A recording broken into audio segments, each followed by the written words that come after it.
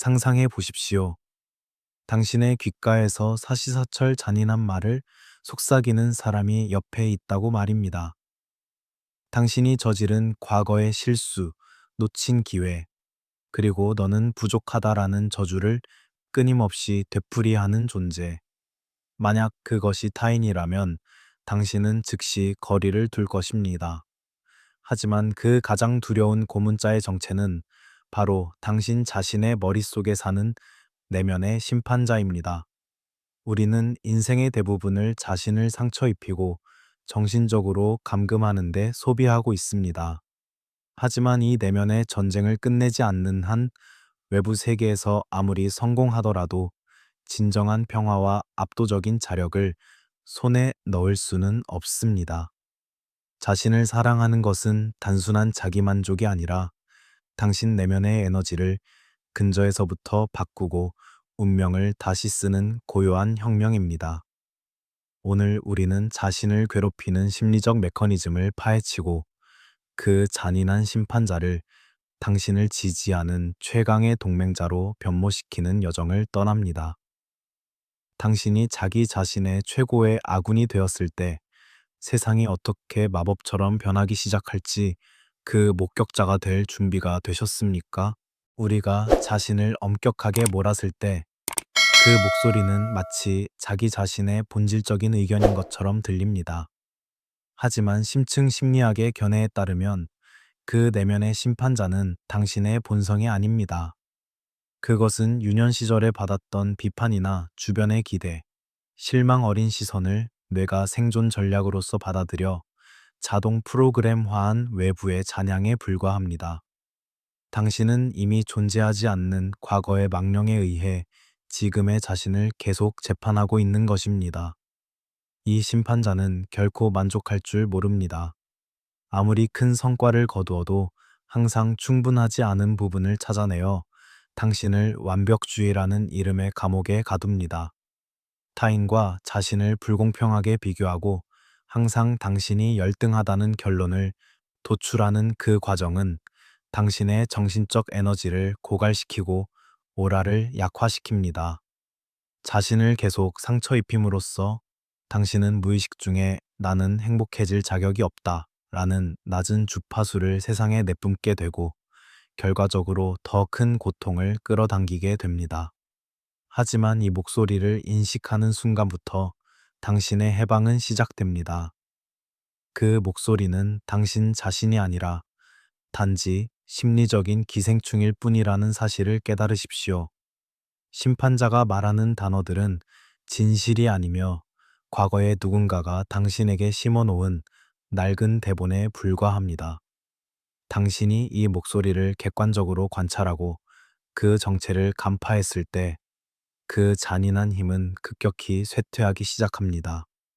자신을 자책하는 것을 그만두는 것은 책임을 포기하는 것이 아닙니다. 오히려 과거의 속박에서 자신을 해방시키고 지금 이 순간의 자신을 정당하게 평가하고 가꾸는 진정한 책임을 떠맡는 것입니다. 당신이 내면의 심판자와의 계약을 파기하고 자기 자신의 존엄성을 되찾았을 때 당신이 내뿜는 자기장은 자기 긍정이라는 강력한 광채를 발산하기 시작합니다.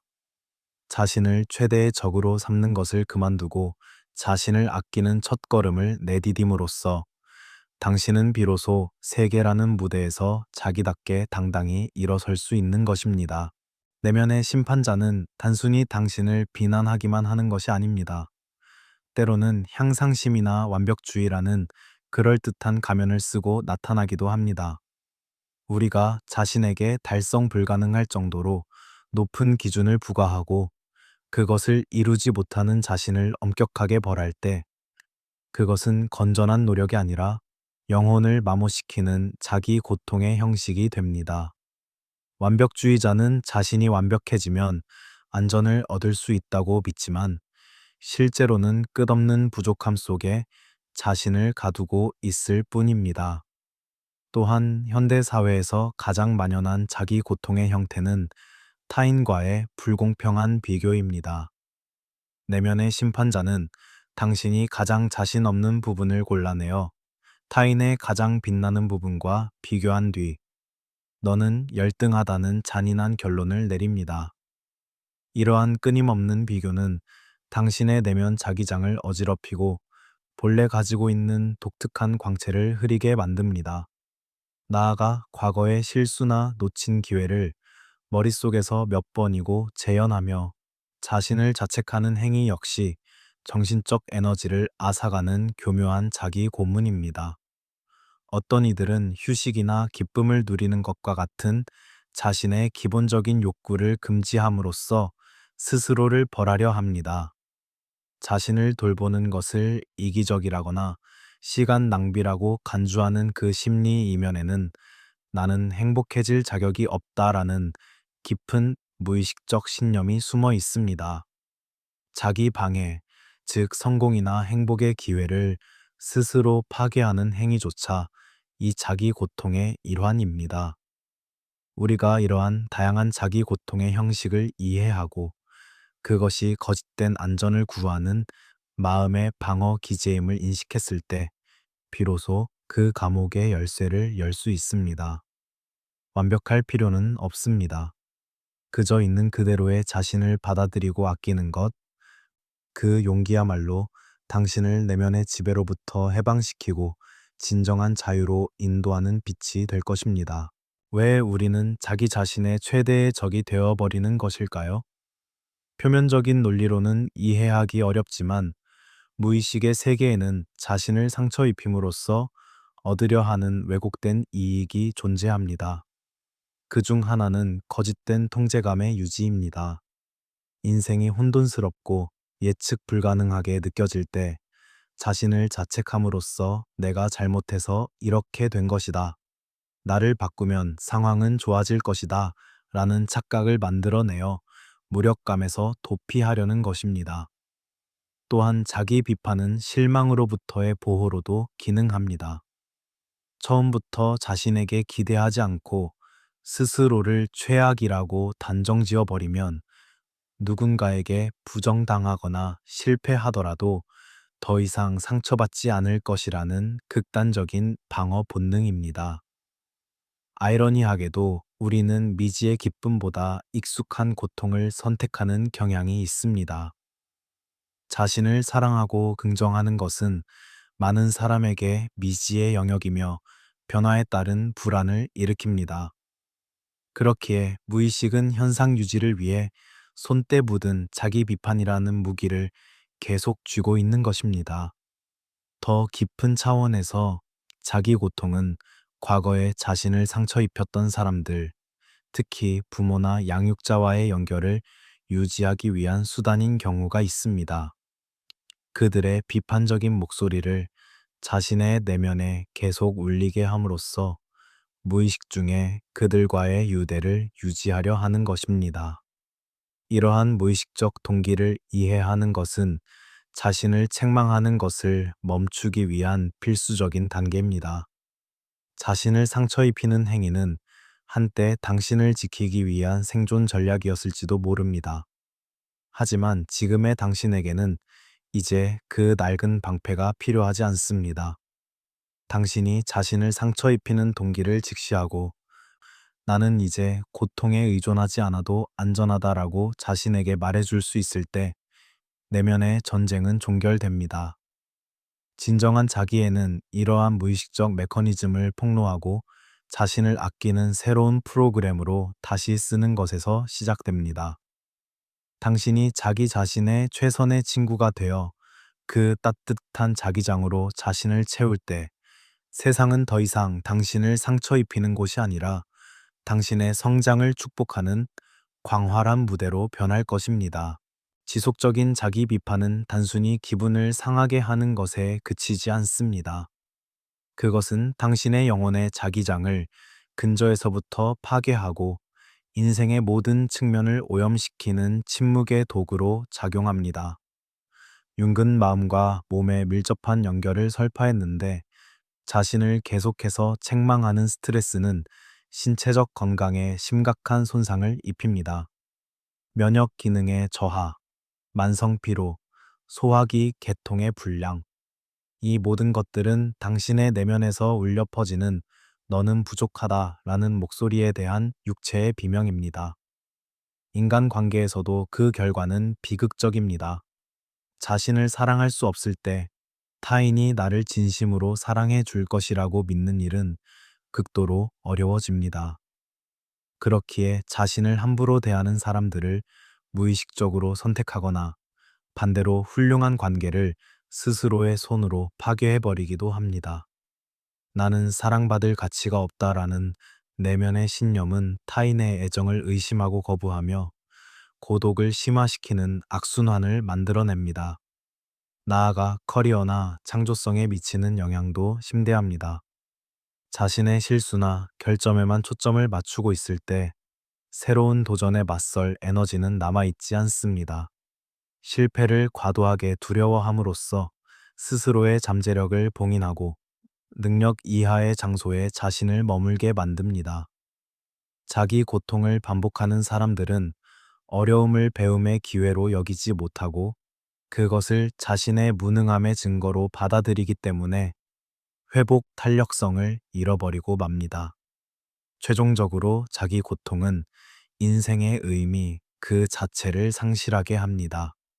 자신을 끊임없이 부정하고 비판할 때 일상의 작은 기쁨이나 아름다움을 느끼는 능력은 마비되어 버립니다.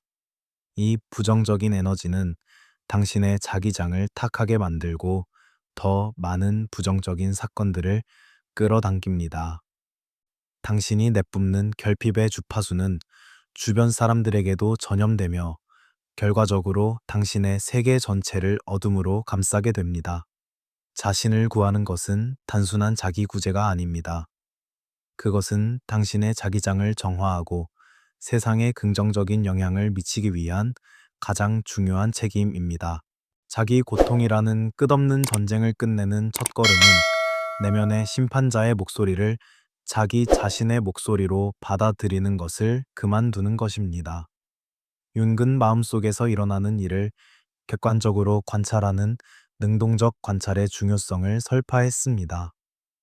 당신의 머릿속에서 들리는 엄격한 목소리는 당신의 본질이 아니라 집세도 내지 않고 당신의 마음에 눌러앉아 있는 심리적인 기생충 같은 존재라고 인식하십시오. 이 심판자의 목소리를 식별하기 위해 우선 그 특징을 냉정하게 관찰해 봅시다. 그 목소리는 보통 엄격하고 요구가 많으며 자비가 없습니다. 해야 한다, 결코, 언제나와 같은 극단적인 단어를 다용하며 당신이 친한 친구에게는 결코 하지 않을 잔인한 방식으로 당신에게 말을 겁니다. 특히 당신이 취약할 때, 실수를 저질렀을 때, 혹은 아이러니하게도 행복을 느끼고 있을 때, 그 목소리는 가장 크게 울려 퍼집니다. 인식을 심화하기 위한 실천적인 방법으로 자기 비판적인 사고를 일기에 기록해 보는 것을 권장합니다. 그 목소리가 언제 나타나 어떤 타이밍에 당신을 공격하는지 살펴보십시오. 피곤할 때인가요? 외로울 때인가요? 아니면 누군가에게 인정받고 싶을 때인가요? 사고를 종이 위에 적어 내려감으로써 그 목소리와 당신 자신 사이의 거리를 만들 수 있습니다. 그것은 더 이상 당신을 지배하는 진실이 아니라 단지 하나의 현상으로 변하게 됩니다.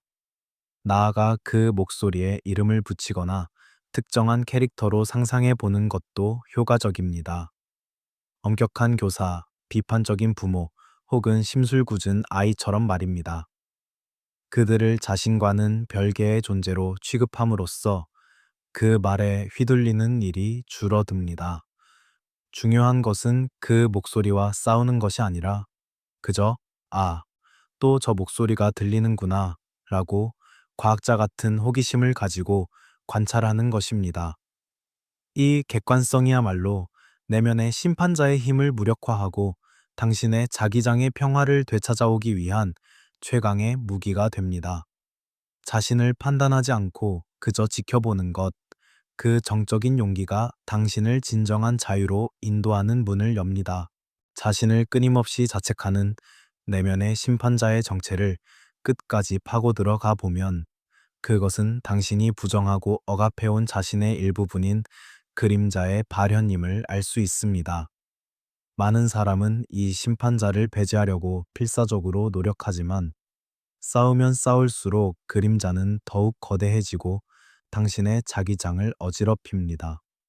진정한 해방은 심판자를 없애는 것이 아니라 그 엄격한 말 뒤에 숨겨진 공포나 미해결된 욕구를 들어주는 화해의 의식에서 시작됩니다. 이것을 그림자 작업이라 부릅니다. 우선 내면의 심판자를 자신과는 별개의 인격체로 상상하고 대화를 시도해 보십시오.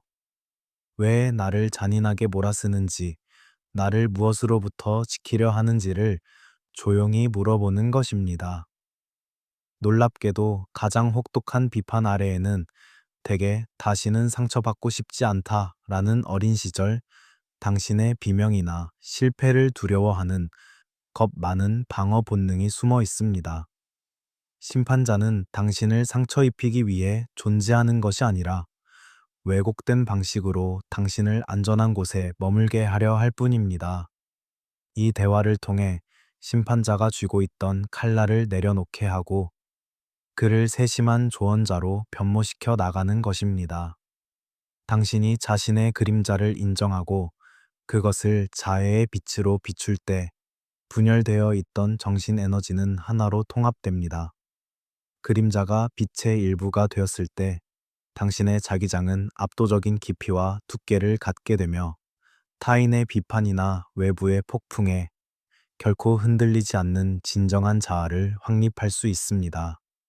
자기 자신의 어둠과 악수할 수 있는 사람만이 세상을 향해 가장 강하고 따뜻한 광채를 내뿜을 수 있는 법입니다. 내면의 심판자의 목소리를 무력화한 후 당신이 다음에 해야 할 일은 자신 안에 최강의 아군인 내면의 동맹자를 적극적으로 키워내는 것입니다. 이것은 단순한 긍정적 사고가 아니라 당신의 정신적 왕좌에 자비와 지혜를 겸비한 현자를 앉히는 과정입니다. 내면의 동맹자는 당신이 실수를 저질렀을 때 그것을 죄로 단죄하는 것이 아니라 성장을 위한 귀중한 정보로서 부드럽지만 단호하게 가리켜 줍니다.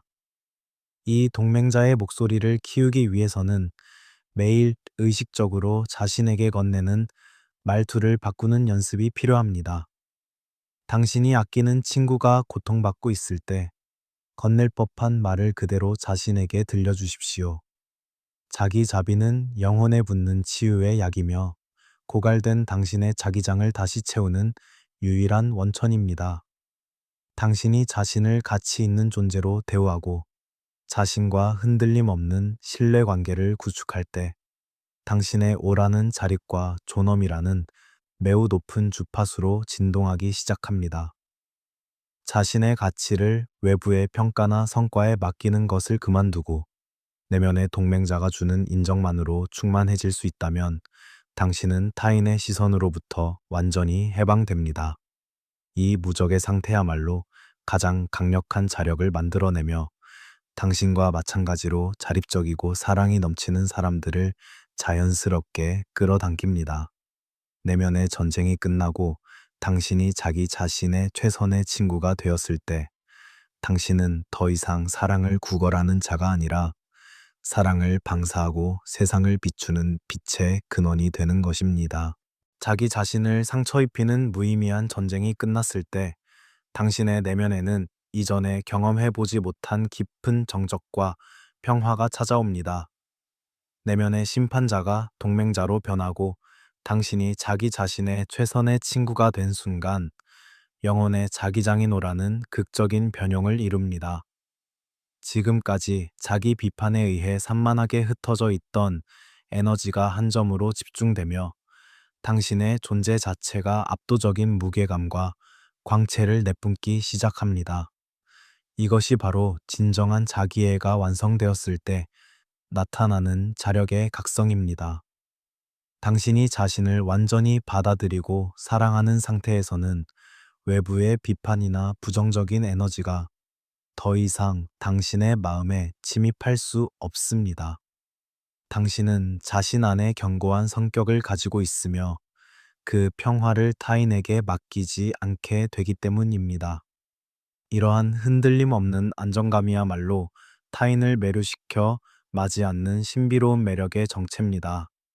사람들은 당신이 내뿜는 충만함과 자유의 주파수에 이끌리며 당신과 함께 있는 것만으로도 자신도 치유되는 듯한 감각을 느끼게 될 것입니다. 사랑을 구걸하는 자에서 사랑을 방사하는 자로의 전환. 이것이야말로 인생에서의 최대의 승리입니다. 자기의 완성은 고독을 종결시키는 것이 아니라 고독을 고귀한 홀로 있음으로 승화시킵니다. 당신은 혼자 있어도 완전히 충만하며 그 풍요로움으로부터 타인과 관계를 맺을 수 있습니다. 결핍이 아니라 넘쳐 흐르는 사랑으로부터 인간관계를 구축할 때 당신의 인생에는 당신의 가치를 진정으로 이해하고 함께 성장할 수 있는 올바른 사람들이 자석처럼 끌려오게 됩니다. 자신을 사랑하는 것은 세계 전체를 사랑하는 첫걸음입니다. 당신이 자신을 아낄 때 그 자애는 파문처럼 퍼져나가 주변 환경과 운명조차 당신의 내적 조화에 따라 다시 쓰이게 됩니다. 이제 당신은 자기 인생의 신성한 주권자로 깨어났습니다. 그 광채를 누구의 눈치도 보지 말고 계속해서 내뿜으십시오. 자신을 책망해온 긴 고문의 여정을 끝내고 자신을 사랑하는 신성한 길을 함께 걸어주셔서 감사합니다. 오늘 당신이 얻은 것은 단순한 심리학적 지식이 아닙니다. 그것은 자신의 인생을 지옥에서 천국으로 다시 쓰기 위한 영혼의 연금술입니다. 당신이 자기 자신의 최고의 아군이 되기로 결심한 순간 세상은 더 이상 당신을 상처 입히는 곳이 아니게 됩니다. 자신을 아끼며 그 자기장을 계속해서 가꾸어 나가십시오. 당신이 내뿜는 빛이 강하면 강할수록 그에 걸맞은 기적들이 당신에게 모여들 것입니다. 이 영상이 당신의 영혼의 해방에 도움이 되었다면 좋아요와 채널 구독을 부탁드립니다. 그리고 자신을 향한 약속으로서 댓글창에 나는 나의 아군으로 남겠다라고 남겨주십시오. 그 선언이 당신의 새로운 인생을 알리는 첫 번째 팡파르가 될 것입니다. 당신의 영혼이 고요한 열정과 사랑으로 가득 차기를 진심으로 바랍니다. 다음 시면에서 다시 만나겠습니다.